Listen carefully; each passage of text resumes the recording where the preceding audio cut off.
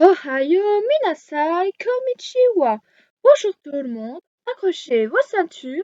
Ici, nous sommes sur la planète Manga.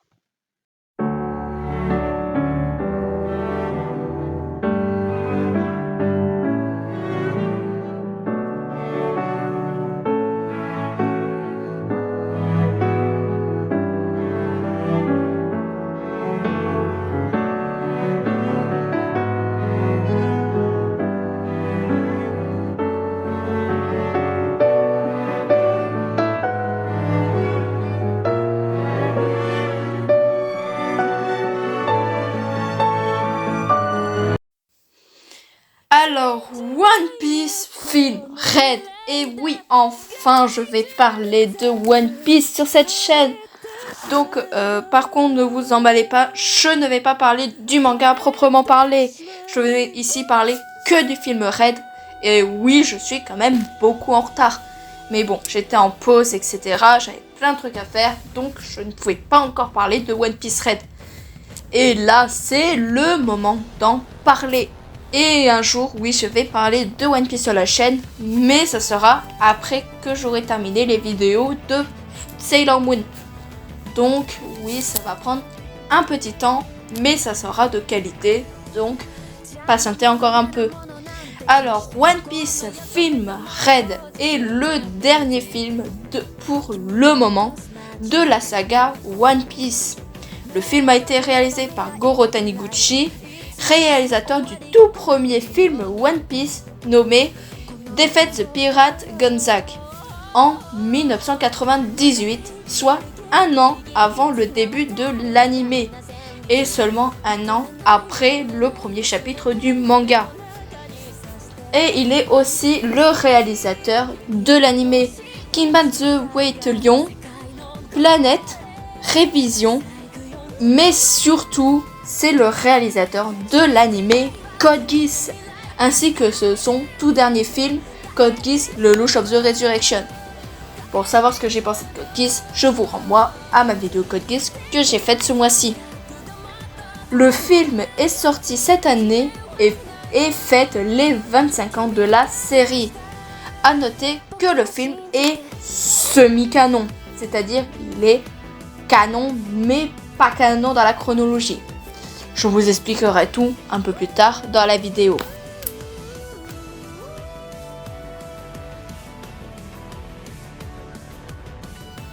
L'histoire se déroule sur l'île d'Elegia, où l'équipage au chapeau de paille va voir un concert. Ils sont impatients d'écouter la chanteuse la plus connue du monde, Uta, qui se trouve être la fille du légendaire pirate Shanks le Roux et une amie d'enfance de Luffy. Voilà, j'en dis pas plus sur le synopsis. Voilà, ça c'est le synopsis pour vous démouiller un peu avec ça, mais c'est compliqué de ne pas spoiler le film. À savoir que 3 épisodes spéciaux qui servent de préquel au film ont été diffusés au Japon. Et franchement, je vous recommande ces épisodes qui aident beaucoup à comprendre un peu mieux le film, car on apprend plus sur le passé de Luffy et de Uta, sachant que cette enfance est canon. Donc voilà.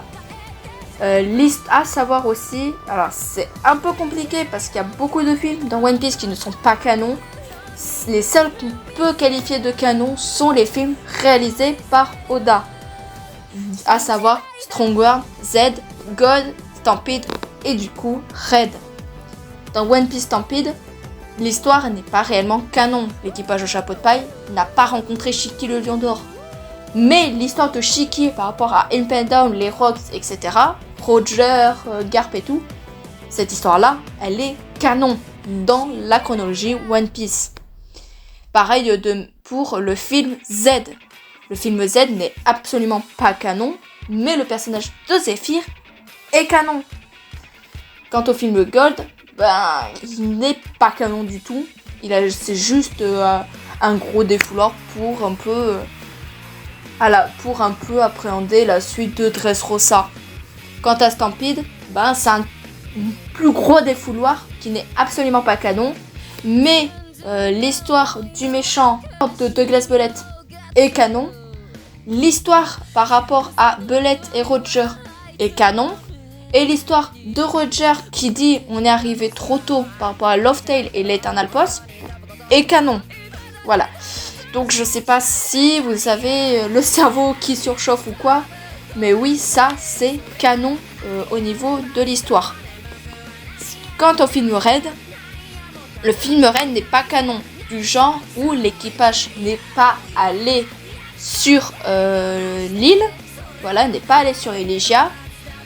À savoir aussi que ça ne peut pas être canon chronologiquement dans One Piece, car quand Luffy va sur Elysia, sachant que c'est censé se passer après Wano Kuni, vu que Jinbei est présent, et on nous parle de Luffy comme le 5e empereur avec une prime de 1,5 milliard de berries. Pour ceux qui connaissent les scans, vous savez que ce n'est pas possible, que Luffy ne peut pas être comme ça.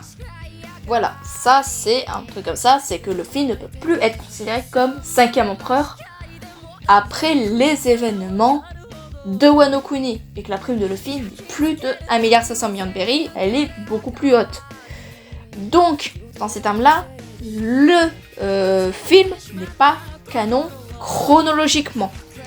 Mais par contre, l'histoire entre Luffy, Uta et Shanks, quant à elle, est canon. C'est-à-dire qu'à un moment dans le film, on va avoir un flashback par rapport au passé de Shanks et Uta. Pourquoi Uta déteste Shanks, etc. Et on va voir un accident, etc. par rapport à Tot Musica et Shanks qui demande au roi de l'île de dire que c'est les pirates de Shanks le Roux qui ont foutu le merdier. Alors qu'en réalité c'était Uta par rapport à une musique. Voilà. J'essaye de pas trop spoiler le film en même temps, mais c'est assez compliqué. À ce moment-là, ça c'est canon. Parce que c'est vraiment comme ça que Shanks est devenu empereur des mers. Donc, ça, on sait que c'est canon. Ensuite, on sait que Tot Musica, du coup, la chanson interdite qu'on peut invoquer, seule une personne peut invoquer grâce au fruit du chant, ça c'est canon, car ça a été confirmé dans le manga. Je ne vais pas trop spoiler, mais dans les scans au jour actuellement, on nous a parlé de Tot Musica. Donc ça, c'est canon. Mais tout le reste n'est pas canon. Voilà. C'est assez compliqué. Donc pour le synopsis de One Piece Red, pour moi ce sera un 4 sur 5. Alors, c'est très rare que je mette pas un 100% parfait à One Piece, mais il est vrai que le film présente un certain défaut qui est le temps. On le remarque très vite, le film n'a pas le temps. Il va très vite et ça devient un peu indigeste par moment. Voilà, ça c'est... En ayant pris du recul, oui, le film est très rapide et il y a par moment quelques petites incohérences par rapport au personnage de Uta. Donc c'est pour ça que je ne mettrai qu'un 4 sur 5 parce que j'ai kiffé ma race pendant le film, voilà, tout simplement. Donc voilà, je m'arrête là pour le synopsis parce que ça serait beaucoup spoil et on va passer à la catégorie personnage où je vais essayer de ne pas trop spoiler.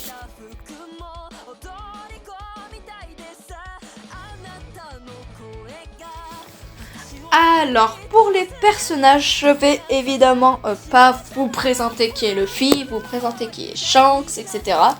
À savoir que les personnages les plus importants dans le film sont le trio Luffy, Shanks, Uta. Donc, je vais plus me consacrer au nouveau personnage de One Piece qui est canon. Attention, je précise bien que ce personnage est canon à l'histoire, mais que le déroulé du film n'est pas peut-être canon au niveau de ce personnage. Et il s'agit du personnage de Uta. Alors, Uta est un personnage qui a été énormément critiqué au niveau du film. Et je peux comprendre que certaines personnes l'aient détesté. Mais franchement, moi personnellement, j'ai plutôt adoré ce personnage. Et vous le verrez plus tard dans le prochain top des personnages féminins préférés que j'ai. Mais c'est clairement un de mes personnages préférés de One Piece maintenant. Alors oui, le personnage peut paraître un peu casse-pied parce qu'elle chante beaucoup. Et c'est vrai que je vais pas dire le contraire, elle chante beaucoup dans le film.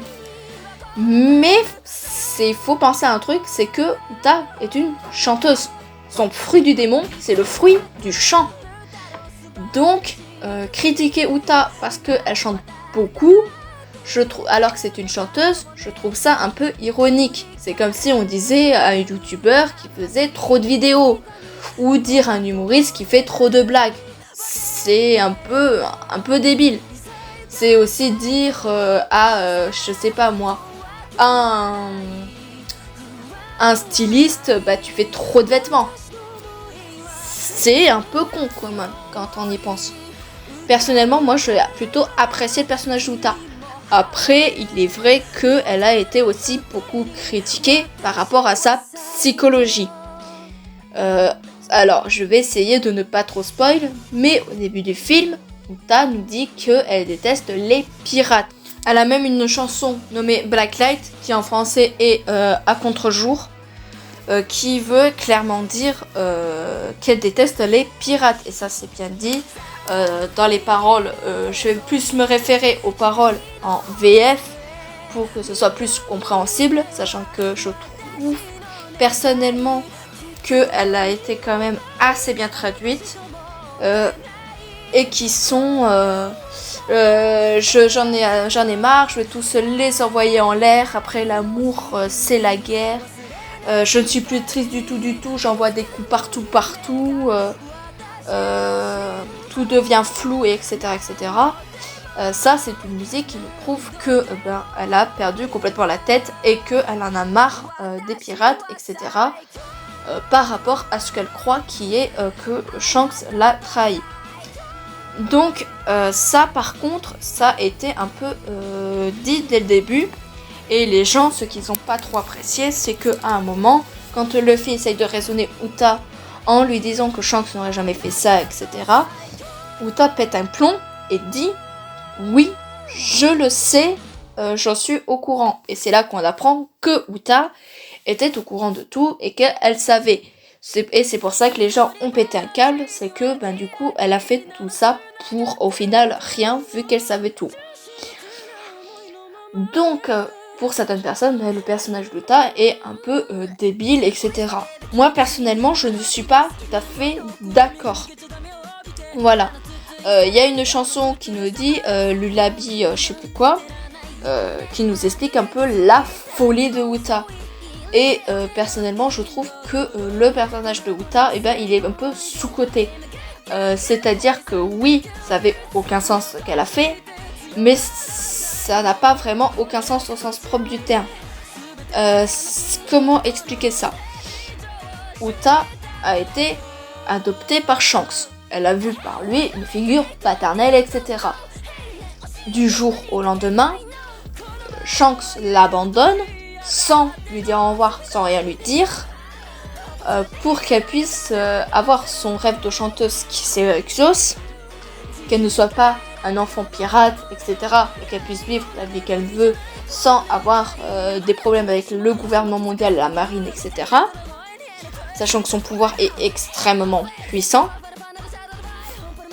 Au même moment, il y a l'incident de Tot Musica qui a possédé Uta et où Shanks a réussi à vaincre Tot Musica mais est parti en abandonnant Uta car si jamais le gouvernement mondial apprenait ce qui s'est passé, elle aurait pu être utilisée comme arme, etc.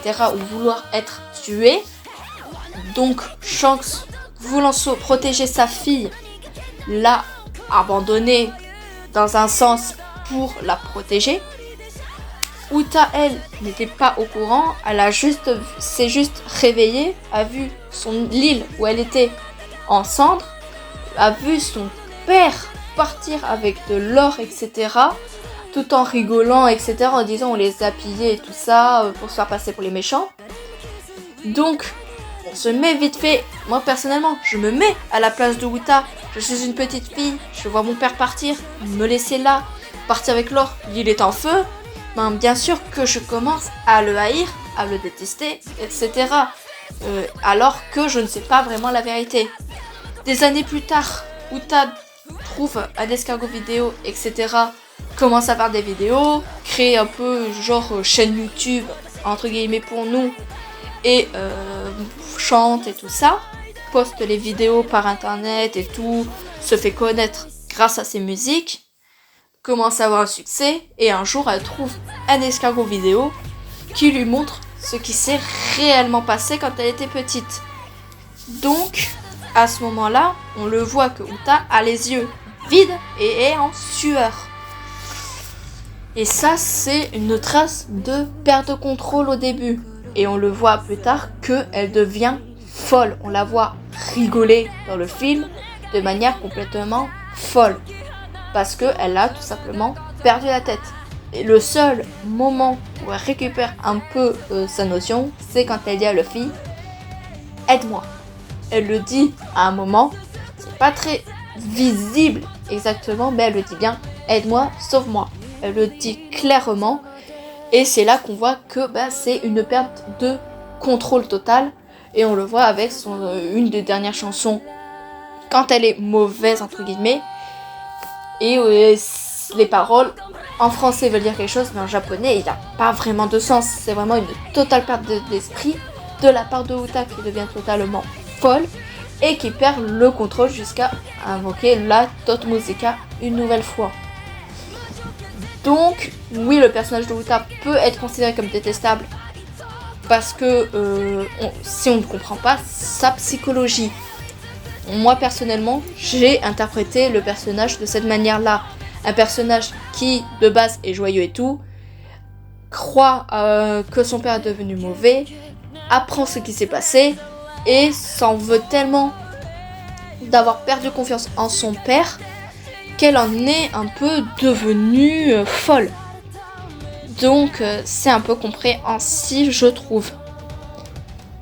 Donc voilà, je vais arrêter là pour les personnages, surtout le personnage de Uta, parce que sinon là je vais vraiment spoiler le film et c'est dommage parce que il faut l'avoir vu.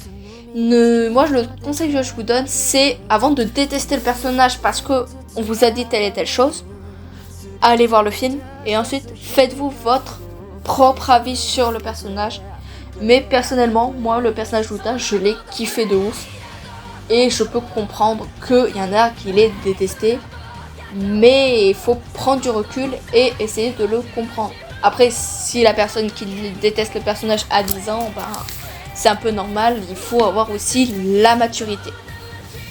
Donc voilà, je vais m'arrêter là pour le personnage d'Uta parce que je veux éviter de spoiler au maximum. Le seul truc que je vais finir pour dire ça, c'est les musiques d'Uta sont juste toutes magnifiques. Et surtout que c'est la chanteuse ado qui s'en occupe. Et je vous invite juste à aller écouter sans les clips par contre, parce que y a pas mal de trucs dans les clips qui nous montrent des choses du personnage. Après vous pouvez quand même regarder les clips parce qu'ils sont quand même magnifiques avant de voir le film. Perso c'est ce que j'ai fait. Mais après c'est vrai que certains clips peuvent un peu spoil, surtout le clip de Tot Musica. Donc on va passer maintenant à la catégorie animation.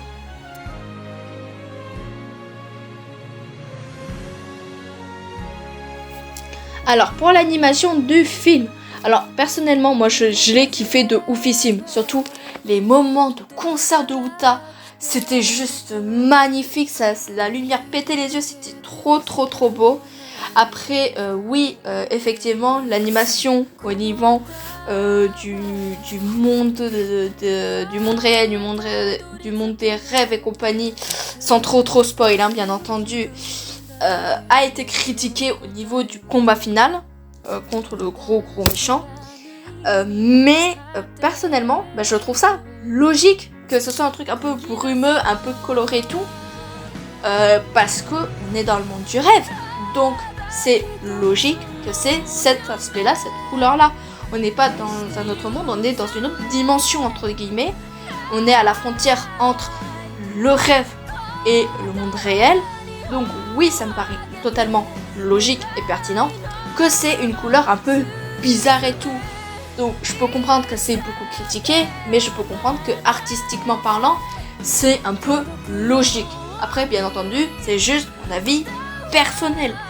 Donc je peux comprendre qu'il y en a qui s'est pas aimé, mais personnellement, moi ça m'a pas du tout dérangé, ça m'a pas sorti du truc. Au contraire, personnellement, j'ai trouvé ça assez logique. Pour l'animation du film, ce sera un 5 sur 5, encore une fois. Moi personnellement, j'ai adoré l'animation. Ceux qui disent que l'animation est moche, re-regardez le tout premier épisode de One Piece ou le tout premier film de One Piece. Regardez l'animation que c'est, et si vous me dites que One Piece Red a une animation dégueulasse à côté de ces films-là, ben là, je peux rien pour vous à part vous donner un rendez-vous chez l'ophtalmo. Voilà, c'est tout ce que je peux faire pour vous. Donc 5 sur 5 pour l'animation de One Piece Red.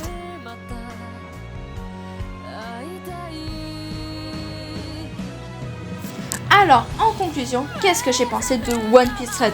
Moi, personnellement, j'ai adoré, j'ai kiffé le film Red. J'y suis allée avec mes potes et tout. J'avais même ma meilleure amie qui, elle, pendant la scène et tout, avec Shanks et tout ça, elle a hurlé dans le cinéma. C'était juste une ambiance, mais de ouf ici. Personnellement, quand je suis allée le voir, j'ai pas eu vraiment de problème au niveau du cinéma comparé à certains endroits comme Marseille, etc. Je vais en revenir un peu plus tard dans la vidéo.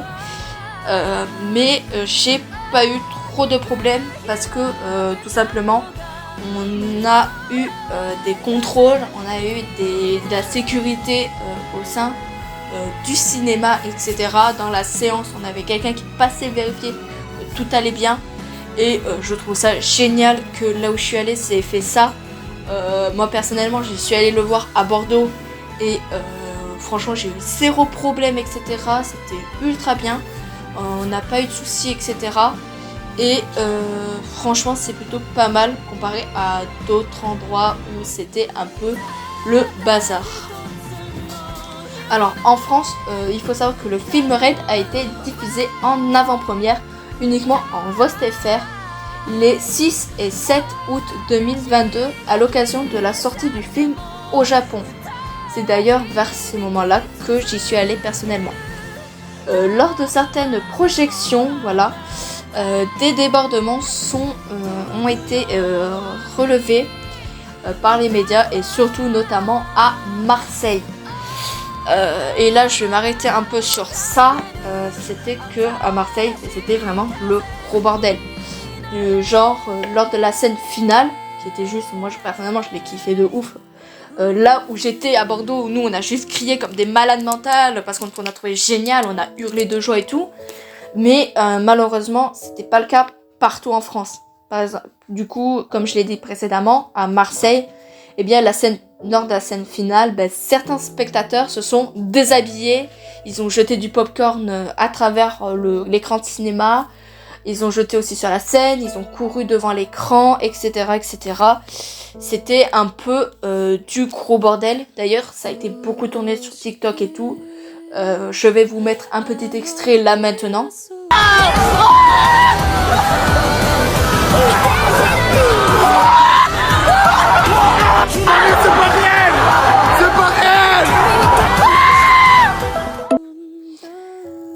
Voilà, pour moi ça c'est des personnes, beaucoup de youtubeurs en ont parlé, mais moi je trouve ça déjà, par rapport à ceux qui veulent voir le film, déjà je trouve ça irrespectueux.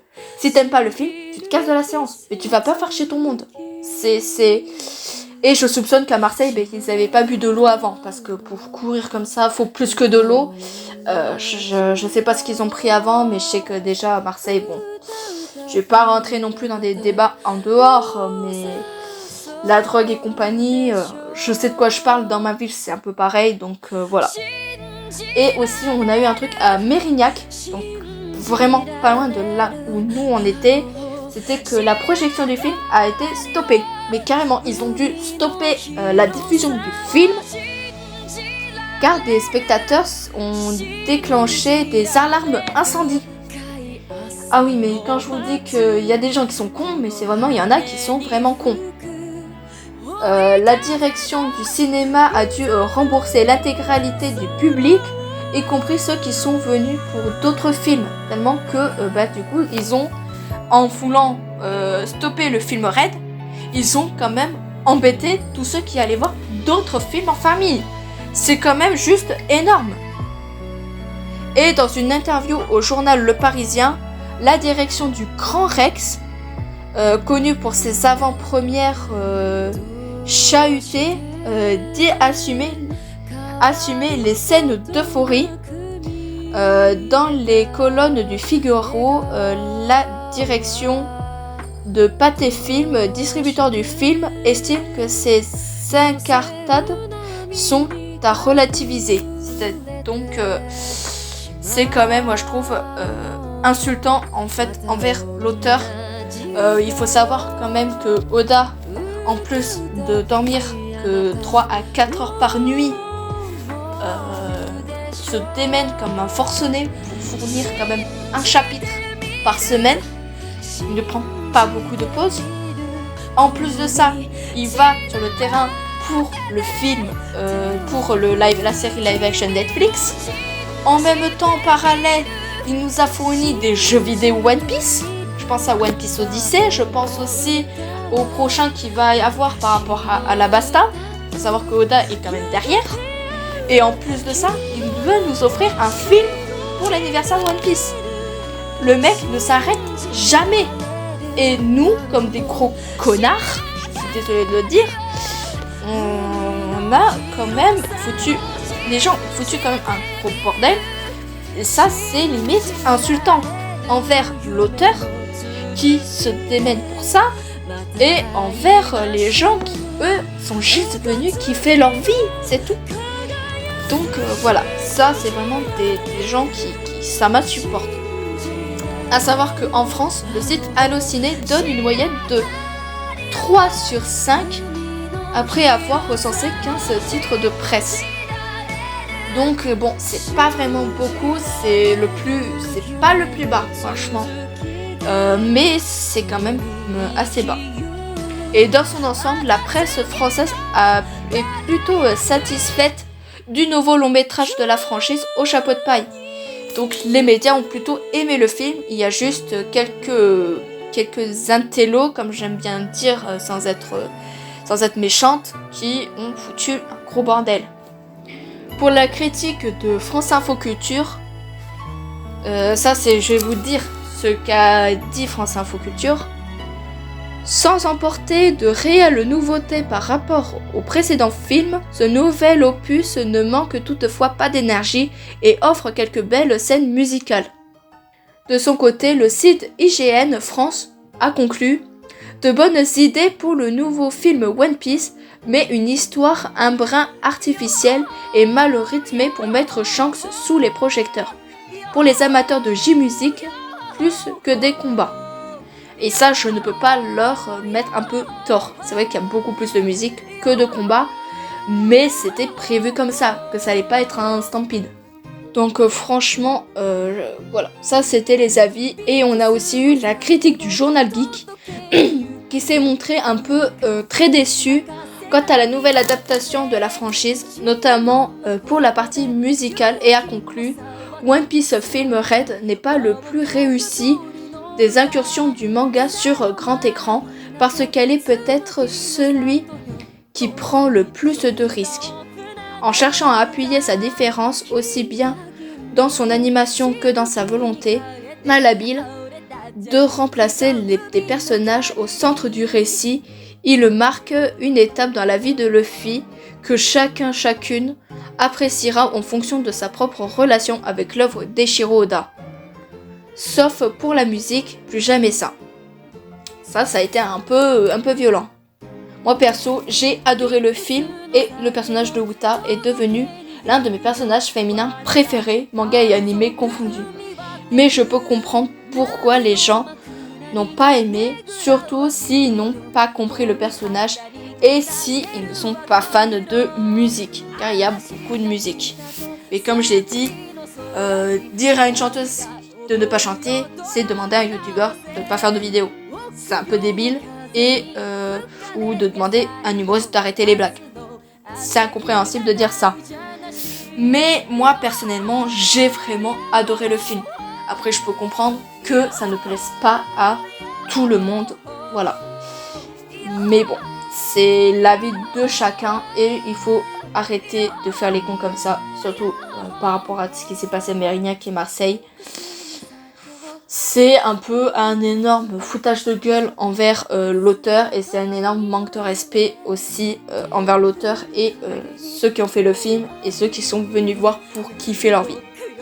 Moi personnellement, mon retour perso sur le film, ça sera un 5 sur 5. Moi personnellement, j'ai kiffé avec mes potes, on s'est éclaté, on a hurlé comme des dingues à l'arrivée de Shanks et tout.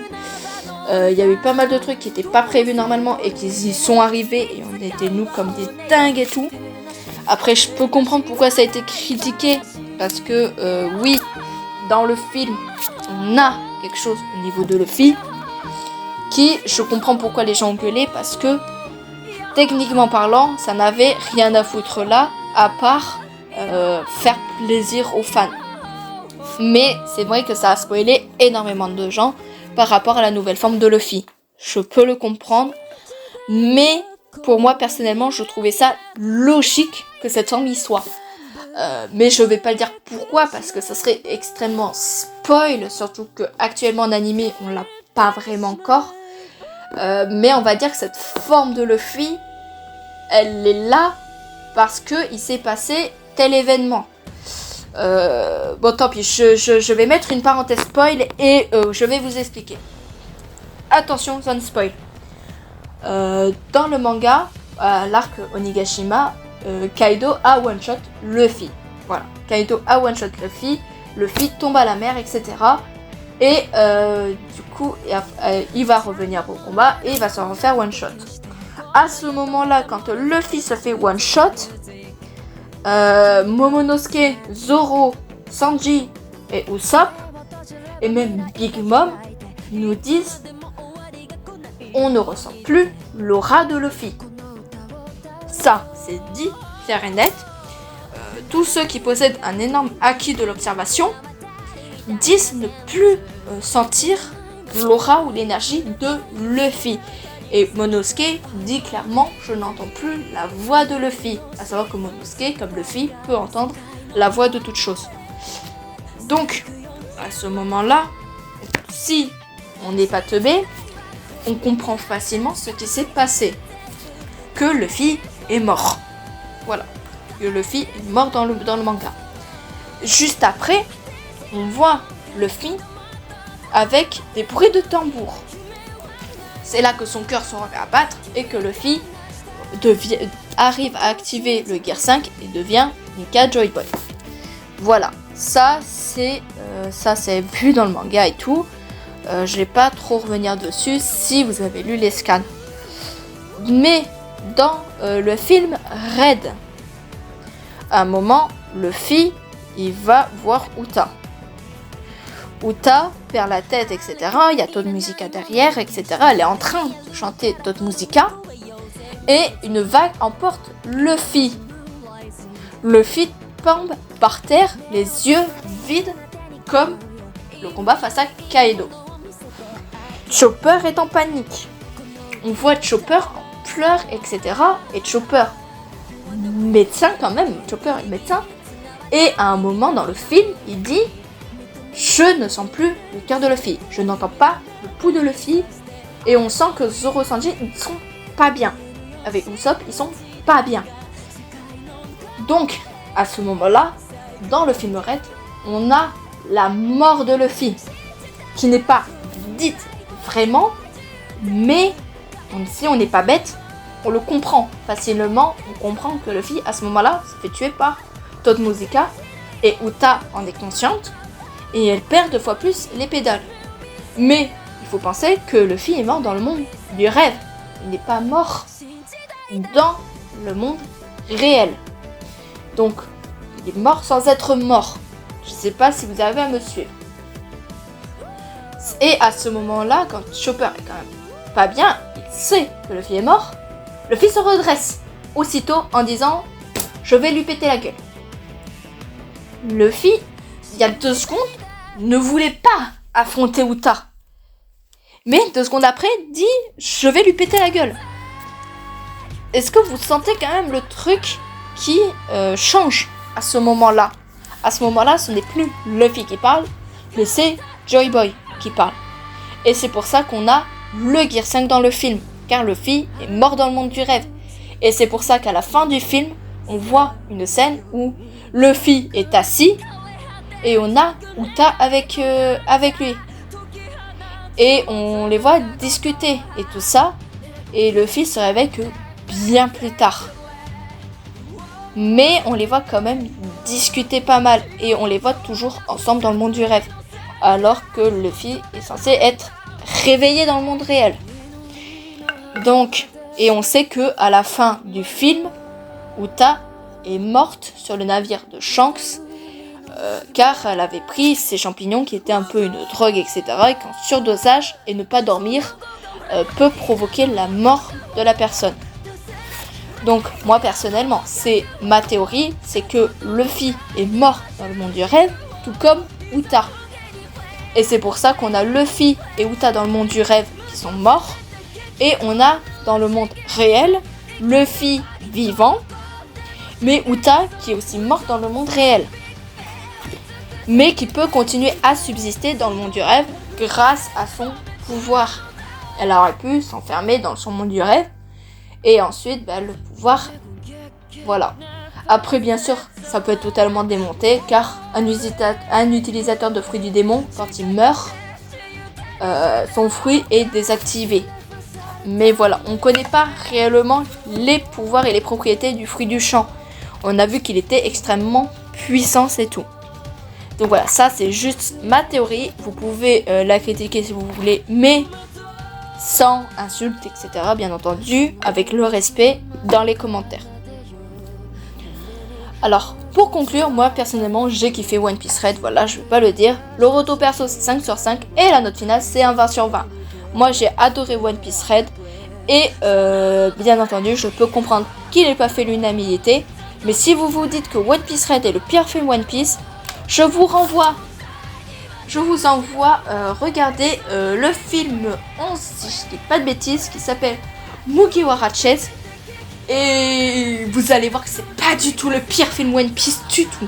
Mais alors là, pas du tout. Parce que là, si vous voulez vraiment un film un peu what the fuck, qui n'a rien à foutre dans la chronologie One Piece, et qui est vraiment une merde niveau animation, etc., allez voir One Piece Mugiwara Chase. Vous allez passer 30 minutes à voir Luffy courir après son chapeau de paille. Je déconne pas, le film c'est Luffy qui court après son chapeau de paille. Fin du film.